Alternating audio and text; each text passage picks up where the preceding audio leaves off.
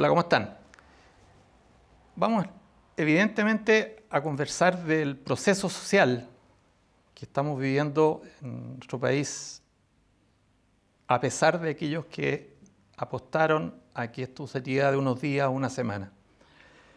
Tenemos un futuro incierto, algo inédito desde fines de la dictadura, estamos hablando de más de 30 años atrás.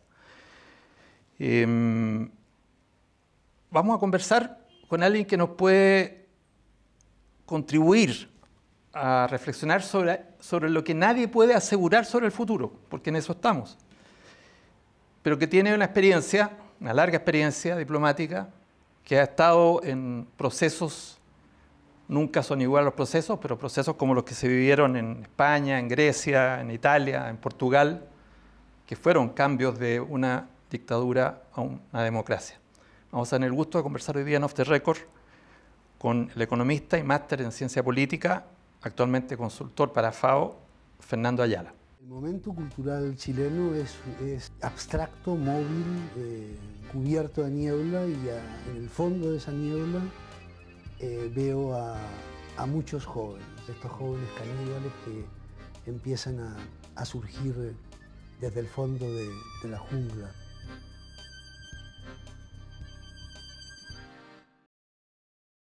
Fernando, un gusto tenerte en Off the Record. Muchas gracias por la invitación. Un honor para mí estar en este lugar donde han pasado personajes ilustres.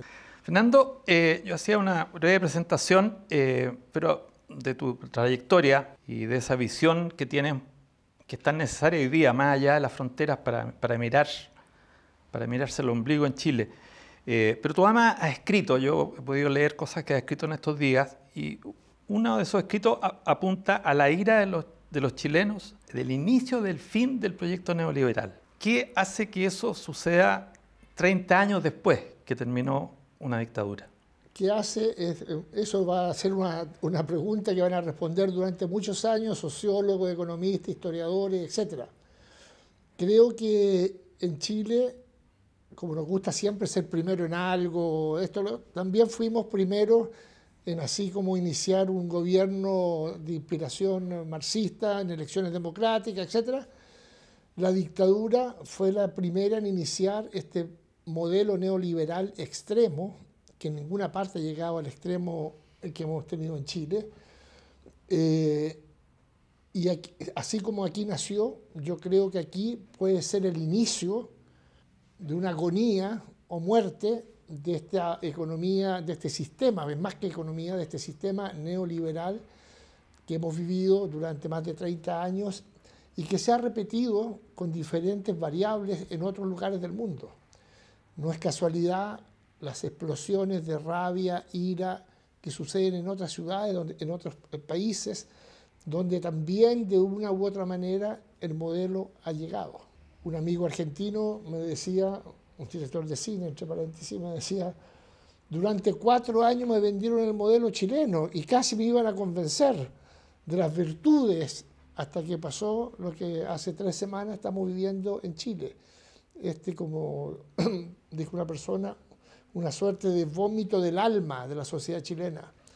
Porque yo creo que si ya una cosa medio antropológica, lo que estamos viviendo es cierto, la ira, la rabia acumulada de todas estas frustraciones que tenemos en un mercado tan tentador que ofrece cada día cosas nuevas, pero además viene de una ira histórica, yo creo, de la sociedad chilena, una sociedad tan clasista, tan segregadora, discriminadora.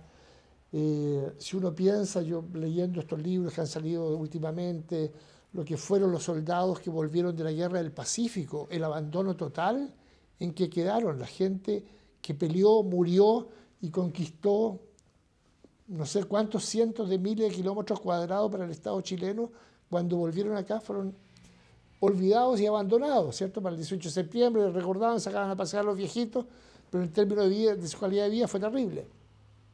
Entonces, todo eso yo creo que hoy día es lo que ha explotado de cierta manera.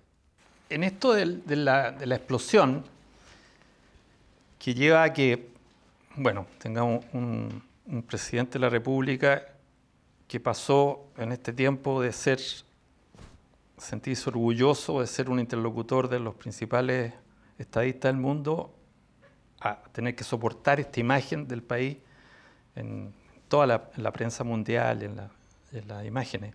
Pero yo me quedo en lo de la Constitución, que efectivamente, yo te conversaba antes, acá yo tengo una cita de Jaime Guzmán, que para qué la voy a leer exactamente, pero en el fondo de haber hecho y quedó escrito una Constitución pensada en que fuera imposible reformarla. En definitiva era eso. Y tú bien me recordabas que el año después del plebiscito que todos recordamos del no, hubo plebiscito respecto de ciertos cambios a la Constitución y de lo que no se podía cambiar de esa Constitución.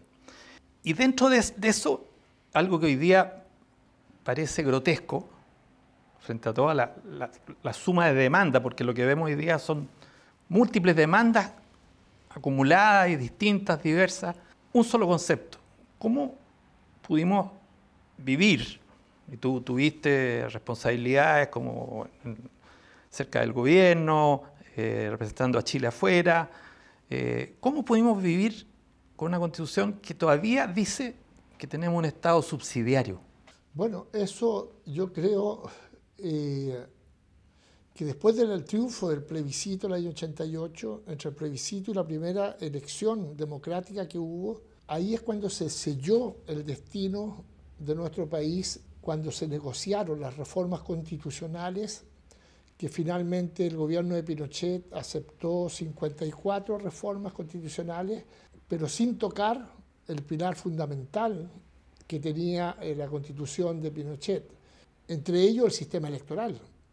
Cuando la Concertación negocia esas reformas constitucionales y acepta el sistema electoral, sabía inmediatamente de que íbamos a tener minoría, porque estaban los senadores designados. Y que no eran pocos. Que no eran pocos. Entonces, de cierta manera, al aceptarse en esas circunstancias esa Constitución y esas condiciones, de cierta manera se legitimó la Constitución de Pinochet. Es duro decirlo. Hoy día es muy fácil hablar. Eran años duros, la dictadura mató gente hasta los últimos días, etcétera, etcétera. Es duro decirlo, pero ahí no sé, ahí se selló, yo creo, el destino. Y después, si uno analiza lo que han sido dictaduras en otros países, en otros continentes, la primera cosa que se ha hecho al término de una dictadura es generar una nueva constitución. Claro. Una nueva constitución que es el primer espacio de reencuentro de la sociedad, donde se ponen de acuerdo en las reglas del juego, en lo que las funciones que va a tener, que va a cumplir el Estado, la participación ciudadana, etc. Pero en Chile no. En Chile pasó todo lo contrario. Asumió un nuevo gobierno democrático y además se levantó de inmediato un sector negacionista, diciendo que aquí no había habido un golpe militar, sino que había habido un pronunciamiento militar, que eran exageraciones, lo de los muertos, desaparecidos, etcétera, etcétera, etcétera.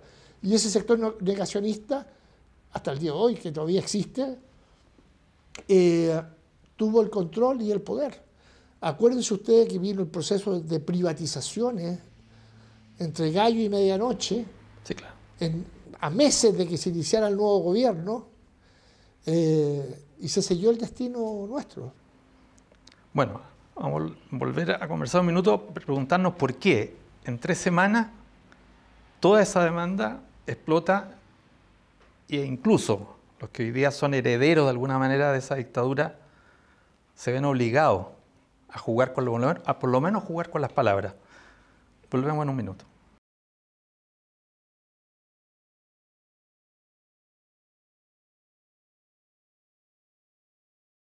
Fernando, siguiendo con tu razonamiento del segmento anterior, me quedo con lo que te esbozaba como pregunta. ¿Qué hace que eso tan complejo de mover en menos de 3 semanas obligue al menos al propio presidente, que pasó de ser una figura que vivía en un hálito de fama internacional, etcétera, a ser responsable del país más desordenado del planeta, por lo menos en las noticias internacionales, con una represión brutal que está a la vista?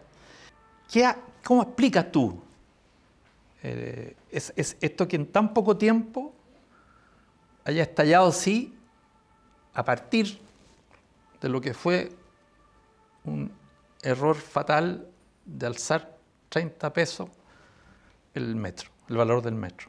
Bueno, estos días se ha recordado que la Revolución Francesa partió por el alza del pan, ¿cierto?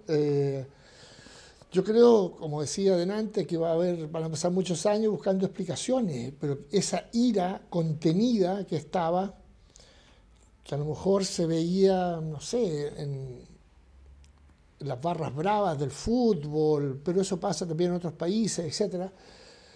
Esta ira contenida, acumulada, yo creo que también puede coincidir con lo que es el nivel de endeudamiento de las familias chilenas. Yo veía ahí las estadísticas revisando por primera vez en la historia el 74 y algo y fracción por ciento de las familias chilenas endeudadas hasta más arriba, con un 74% de sus ingresos están comprometidos a pagar deuda cada fin de mes, en una sociedad que ofrece todo, ¿cierto? Todo, y donde todo hay más celulares que seres humanos en Chile. Entonces yo creo que la explicación tendrá que ver con esa frustración tan grande de algunos, sumado a todas las humillaciones. ¿Han visto la cantidad de banderas mapuches que se ven en las manifestaciones? Una cosa... Solo mapuche y chilena, claro, y los clubes deportivos. Pero eso también es bien indicador, ¿no? Porque todos tenemos un componente seguramente de sangre indígena, y toda esta rabia acumulada, este desprecio, esta ciudad segregada, ¿cierto? Una ciudad segregada donde todos vivimos, todos sabemos y nos hacemos los lesos. Yo creo que por ahí tendrá que venir una explicación. No tengo una definición clara de por qué explota de esta manera esta ira con esta furia, con una furia de un cúmulo de tantas cosas. Lo que agudiza el conflicto también social hoy día es que esa rabia acumulada va evidentemente contra esa pequeña minoría, muchos lo expresan de manera brutal, hay también podríamos estar toda la tarde discutiendo de lo que pasa con esa violencia que para muchos es irracional y es de narcotraficantes o es de delincuentes, etc. Eso que es un debate muy necesario y que se evita muy fácilmente en los medios. Pero esa rabia y esa ira va también contra los sectores, entre comillas, progresistas, que deberían representar históricamente o que representaron históricamente esas demandas populares. Esa miopía de ver una sociedad que tiene los índices que tú señalabas, pero que también, por otro lado, todos, cual más, cual menos, con algunos énfasis, decían, este país está a punto de llegar al desarrollo. Está a punto de llegar al desarrollo, sin medir los niveles de concentración del poder económico, la concentración del nivel de ingreso, bueno, todo lo que sabemos, la salud, etc. ¿Qué pasó en los sectores más lúcidos, en la élite, digamos, que dejó que esto se viniera y explotó? Yo creo que todos fuimos deslumbrados de cierta manera por el consumo, la estabilidad, vendíamos la estabilidad, el crecimiento económico. Acá se confundió una cosa que es muy importante, se confundió crecimiento con desarrollo. Claro. Y la gente estaba muy orgullosa porque tenemos $25.000 de ingreso per cápita, pero cada esquina está llena de payasos, de malabaristas, lleno de vendedores ambulantes, el centro de Santiago, los hospitales, la gente haciendo cola. Eso no es desarrollo. Una educación segregada, eso no puede ser desarrollo. Hemos tenido mucho crecimiento económico y yo creo que la gente quiere desarrollo, y para que haya desarrollo el rol del Estado es fundamental. Si tú vas a Estados Unidos o cualquier ciudad europea, ninguno de estos buses del Transantiago, o salvo el 90% de estos buses, no podrían circular. Yo me muevo en Transantiago, acá yo tomo la micro todos los días, casi todos los días, y la humillación que es subirse a una micro llena o que no pare. En Estados Unidos, en Europa, el transporte es público, no es de empresas privadas. Entonces, el desarrollo es otra cosa, no es solamente crecimiento. y tú tienes la concentración y acumulación de la riqueza. Yo escribí un artículo hace un tiempo atrás en relación a Italia, donde decía que en los años 90, con esta famosa frase de los asesores de Clinton, es la desigualdad, es la economía estúpido, claro, que hay que cambiarla por es la desigualdad imbécil.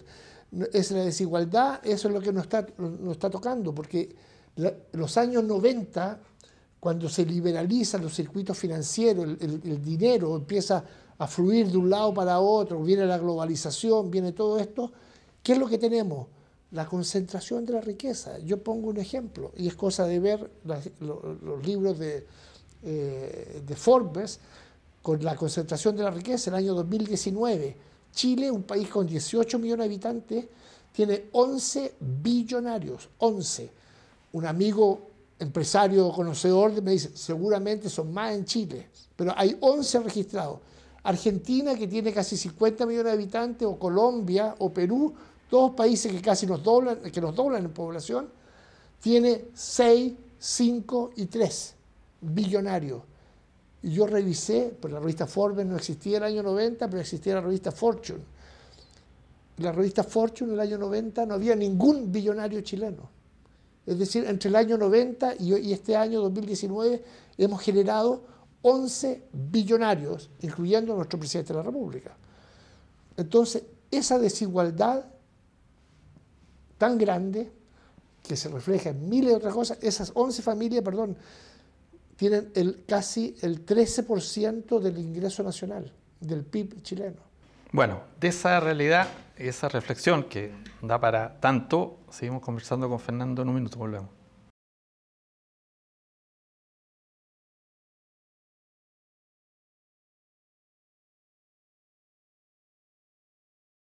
Fernando, tú hacías un buen perfil de lo que es esta brutal desigualdad que está en el origen de este movimiento que hoy día se expande y al cual quienes apuestan a que se termine luego se equivocan una y otra vez y siguen llegando atrasados. Y se habla finalmente como, lo que tú señalabas también, como la medida natural, obvia para un desarrollo democrático, una nueva constitución. Uno escucha las conversaciones sobre la nueva constitución y bueno, hay algunos intencionadamente le quitan relevancia. Da lo mismo tener una constitución, no hacerle. Pero la constitución resuelve muchas cosas esenciales de los derechos de las personas y de la relación con el poder. La constitución tiene que ver con todos esos sectores que tú señalabas de la vida social, incluso cultural del país que hoy día han sido despreciadas. Esto de la participación ciudadana, que también tiende a verse como un ejercicio un poquito para desahogarse por mucha gente si no tiene una vía institucional. ¿Cuál es, conociendo además esas experiencias que tú tienes de lo que significa la Constitución por los países en otras partes que lo han cambiado, qué importancia tiene ahondar en esa serie de aspectos que una Constitución resuelve? No es el hecho que exista o no, sino que tiene que ver con los derechos sociales y con los derechos de la mayoría. Una Constitución no resuelve el crecimiento económico, no reparte dinero, pero sí derechos y oportunidades para todos, y resuelve el rol que el Estado debe jugar respecto a que todos somos ciudadanos de la misma categoría, que no hay ciudadanos de primera y ciudadanos de tercera, que si yo me enfermo... Piensen en este país, hasta hace poco, aquí en una clínica distinguida que está cerquita, que me tocó acompañar a un amigo que venía del extranjero, que le dio un ataque de apendicitis. Estoy hablando del año de haber sido 2006, 2007 o no por ahí, que le dio un ataque de apendicitis y me llama por teléfono, me dicen, no me quieren aceptar porque no te puedo dejar un cheque, porque no tengo cheque. Y tuve que yo dejar un cheque en garantía para que lo pudieran operar. Bueno, eso no es posible que suceda. Un taxista me decía, me enfermé, caí desmayado, me llevaron a la clínica alemana, me endeudaron en 15 millones porque tenía una cosa, no sé, una vesícula, algo en la vesícula, etc. Bueno, todo eso es lo que tendrá que una nueva constitución en que participemos todos, chilenas y chilenos, independientemente de su ingreso, que tengamos oportunidad de expresarnos, debe garantizar la igualdad de acceso a los bienes que se consideran públicos. Eso es lo que yo creo que es una de las cosas más importantes. Y quiero decir, cuando yo hablo de ira, la ira más grande para mí en estas 3 semanas fue la manifestación de 1,5 millones de personas que caminó por las calles de Santiago pacíficamente. Porque cuando se piensa que solamente estamos hablando de la violencia, de la quema de los supermercados, la quema del metro, claro que es una violencia irracional, pero la ira de los chilenos se demostró en esas grandes manifestaciones pacíficas, en la Plaza Ñuñoa, en la Plaza Italia, en la Alameda, en todas esas demostraciones que todavía siguen efectuándose. Esa es otra forma de manifestar la disconformidad con una situación que no da para más. Ahora, hoy día, si uno se guía por la prensa habitual, que otro gran tema de qué prensa tenemos en Chile, qué prensa con qué canales de televisión, con qué prensa, quiénes son los dueños de esos medios, si existe una empresa, una televisión pública o no existe. Hemos hablado de las dificultades, de que el crecimiento hoy día, los que se quedan en eso, uno ve la página Economía y Negocios, bueno, esto se derrumbó, las acciones están cayendo, en fin. Pero ¿por qué hoy día se puede decir que este país tiene que ser más optimista que el que teníamos hace un mes? Yo creo que por lo que señalaba respecto a las expresiones de voluntad de la gente, de un cambio real. Y yo creo que lo que más ha afectado a quienes controlan y ejercen el poder y de donde van a venir y se van a aumentar las presiones es de la gente cuando los sectores económicos se van a ver afectados. Cuando no se puede embarcar la fruta que va a los mercados extranjeros, cuando no puede salir el vino, cuando venga la evaluación de las agencias aseguradoras de rating y diga Chile, el único país que era A, y le bajen la categoría. Eso es lo que está moviendo a que todos quieran que lleguemos a un acuerdo y van a tener que, los sectores más duros van a tener que soltar la oreja, como se dice, y aceptar no reforma a la Constitución, sino una nueva Constitución, y que no va a ser hecha, yo creo que no va a ser hecha en el Congreso, no va a ser hecha por los parlamentarios. No sé cómo se va a buscar. Me decía un señor el otro día, ahora me doy cuenta la visionaria que fue Michelle Bachelet con lo que planteó. Un señor que no votó por Michelle Bachelet. Pero ahora que estamos viendo esto, y si ustedes han visto en la prensa, quieren recoger todo lo de Michelle Bachelet, todo lo que negaron. Todo lo que se guardó en el baúl. Claro. Entonces, eso. Y quisiera decir también que esto es una cosa cultural. La gente no es solamente economía, es también el mundo social, es también el mundo de la cultura. Es toda una explosión de gente que sale a las calles a decir que no queremos en este país seguir viviendo como hemos vivido hasta ahora. Eso es lo que yo creo. Bueno, Fernando, sabíamos que, como siempre, me vamos a quedar corto, pero creo que ha sido un aporte esa mirada. Y me quiero quedar con eso, de que hablar de una nueva sociedad, porque cualquiera sea la solución, Chile no va a ser el de antes. Los que sigan soñando en eso van a chocar con las piedras. Y te quedo muy agradecido esta conversación. Muchas gracias. Y a ustedes lo esperamos en la próxima emisión de Off the Record, ojalá con un invitado como hoy ha ocurrido con Fernando Ayala, para sacarle un poco la vuelta, la mirada un poco más aguda a algo que empieza a ser costumbre si uno se queda mirando los noticiarios de la mañana. Será hasta la próxima.